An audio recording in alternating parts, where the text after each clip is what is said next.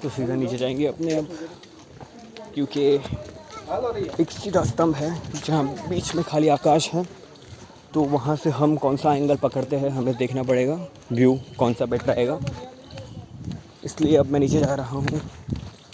ये एक रिसर्च चल रही है, सो जिन रिसर्च नहीं पसंद वो जा सकते हैं। यहाँ पे कोई ध्यान की विधि नहीं है, पर अगर किसी को ध्यान करना हो उसके लिए ये फूल है।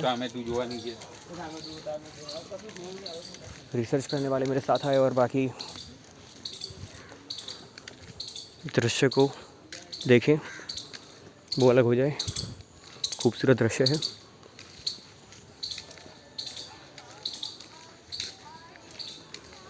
अब खोजी हमारे साथ आएंगे। एक परफेक्ट एंगल का शूट लेना है हमें। कौन सी जगह से कंप्लीट ध्यान होगा वो देखेंगे हम।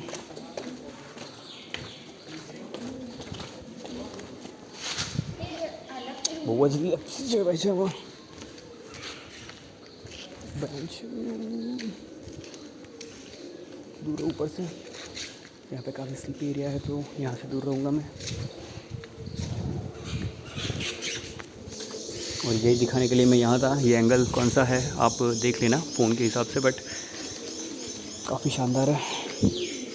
देखो, ध्यान की प्रक्रिया शुरू हो रही है। थोड़ी सी रिसर्च तो ज़रूरी है ध्यान के लिए भी। हाँ, हम दिख रहे हैं, देख लो गहराई में दर्पण की तरह। काफ़ी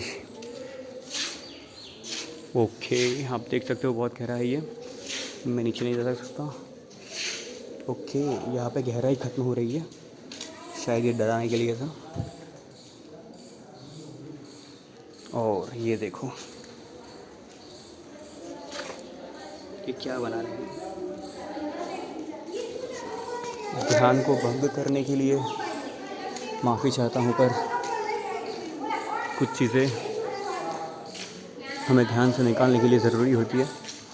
वो दृश्य मैं आपको दिखाऊंगा बीच में, कि आप ध्यान से बाहर निकलना सीख सकें और वापस अपने संग में जुड़ जाएं।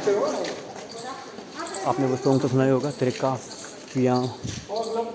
कारवां में शामिल होना चाहूँ, खुद को सवार के तेरे कारवां में शामिल होना चाहूँ, खुद को तराश के मैं काबिल होना चाहूँ। तो मैंने भी एक बहुत शानदार ढूंढ लिया है। कारवा हमारी ऑर्गेनाइजेशन भी बहुत अच्छी है। आप सब आमंत्रित हैं, जो भी ध्यानी खोजी और हर डिपार्टमेंट है हमारे पास। यहाँ पे प्रकाश से खेलना सबको पसंद है। और हवा का तो मैंने आपको बताया ही था, पांचों तत्व के माहिर लोग हैं। साइंटिस्ट भी रखते हैं हम हमारी संस्था में। ये ड्रीम जॉब भी समझ सकते हो आप। एक दाल दो पंछी बैठे, कौन गुरु कौन चेला, समझ रहे हो आप कुछ। अब बात करते हैं वैसी जगह पे जहाँ पे हम स्पीकर और कैमरा नहीं ले जा सकते। उस जगह को कैद कैसे करें, ये सवाल है आज का। अगर कोई नया ध्यानी है तो उसे मैं बोलने का मौका पहला देना चाहूँगा, क्योंकि वो लोग अभी बंधे नहीं हैं किसी भी चीज़ से। सो वो लोगों के आंसर चौंका देने वाले होंगे, जो हमें एक नया दृष्टिकोण देंगे। तो चलो हम और नज़दीक जा रहे हैं। कुछ लोग ऊपर से देख रहे हैं। हमारा स्तंभ एक स्तंभ बीच से खाली क्यों नहीं हो सकता? हो सकता है अगर उसके चारों तरफ दीवारें हो। तो ये एक स्तंभ है जो बीच से खाली है। जिस तरह से शिव और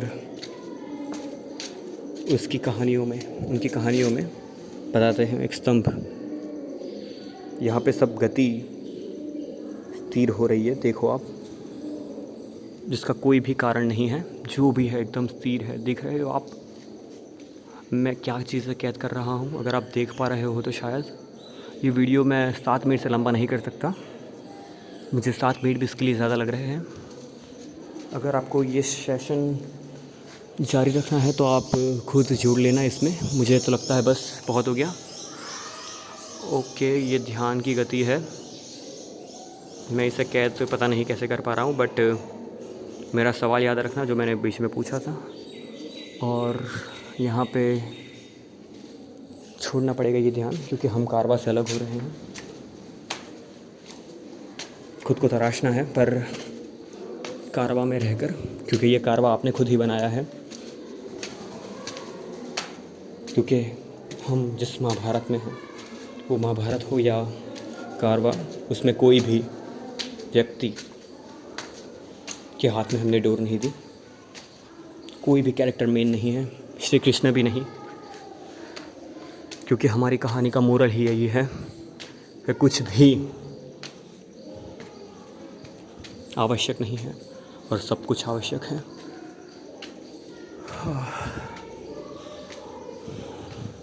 ये सीढ़ियाँ चढ़ते हुए 700 की गति तो कैद में आ ही जाती है।